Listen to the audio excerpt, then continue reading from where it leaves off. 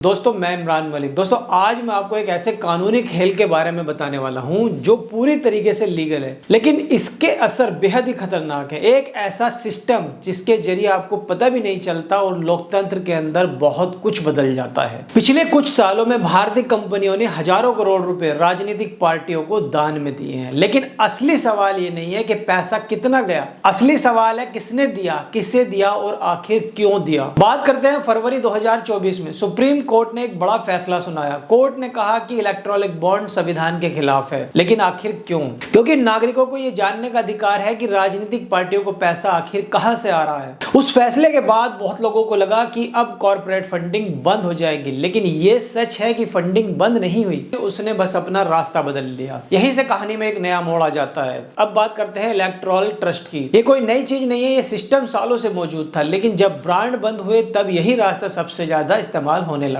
एक साल में हजारों करोड़ रुपए इलेक्टोरल ट्रस्ट के जरिए राजनीतिक पार्टियों को दिए गए। इनमें से एक बड़ा हिस्सा एक ही पार्टी को मिला। अब यह सवाल उठता है कि ये ट्रस्ट काम कैसे करते हैं। कंपनियां सीधे पार्टी को पैसा नहीं देती, पहले वो एक ट्रस्ट को पैसा देती हैं और फिर वही ट्रस्ट तय करता है कि कौन सी पार्टी को कितना पैसा मिलेगा। तकनीकी रूप से अगर देखा जाए तो सिस्टम पारदर्शी लगता है, लेकिन जमीनी हकीकत में तस्वीर थोड़ी अलग है, क्योंकि पार्टी के खाते में दान देने वाली कंपनी का नाम नहीं जाता, नाम ट्रस्ट के खाते में रहता है। मतलब आम नागरिक के लिए तस्वीर अब भी अधूरी है। अब जब हम डेटे को ध्यान से देखते हैं तो कुछ पैटर्न साफ दिखाई देते हैं। कुछ बड़ी कंपनियां जिन पर कभी जांच एजेंसियों की कार्रवाई हुई, उसी समय या उनके आसपास बड़े पैमाने पर राजनीतिक दान करती नजर आती। कुछ कंपनियां जिन्हें बड़े सरकारी प्रोजेक्ट मिले, उनके पहले या बाद में भारी डोनेशन दिखाई देता है। ये सब बातें एक स्वतंत्र रिपोर्ट और सार्वजनिक दस्तावेजों में सामने आई हैं। दोस्तों यहीं से एक अहम सवाल उठता है, क्या ये सिर्फ संयोग है या फिर एक सोची समझी व्यवस्था है? सुप्रीम कोर्ट ने अपने फैसले में एक और अहम बात कही थी। सुप्रीम कोर्ट ने कहा था इस तरह से सिस्टम क्विड प्रो क्वो को बढ़ावा दे सकते हैं, यानी कुछ दो कुछ लो वाला रिश्ता, और यही लोकतंत्र के लिए सबसे बड़ा खतरा है। और बात जो अक्सर नजरअंदाज हो जाती है, कंपनियों को राजनीतिक दान पर पूरा टैक्स लाभ मिलता है। मतलब जो पैसा ट्रस्ट के जरिए दिया जाता है उसका टैक्स सरकार को नहीं मिलता, अंत में इसका बोझ आम नागरिक पर ही पड़ता है। अब जरा सोचिए, आम राजनीतिक पार्टियों की आमदनी का एक बड़ा हिस्सा डोनेशन से आता है, तो नीतियां आखिर किसके हित में बनेंगी, मतदाता के या दान देने वाले के?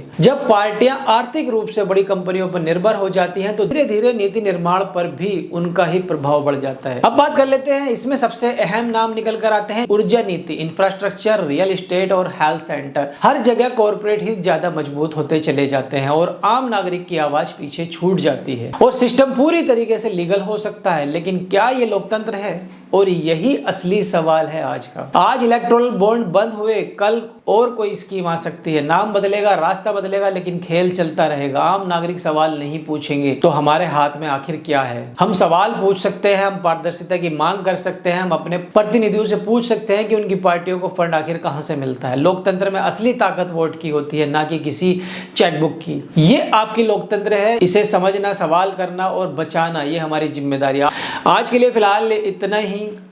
तब तक मिलता हूं अदर वीडियो में। जय हिंद, जय भारत।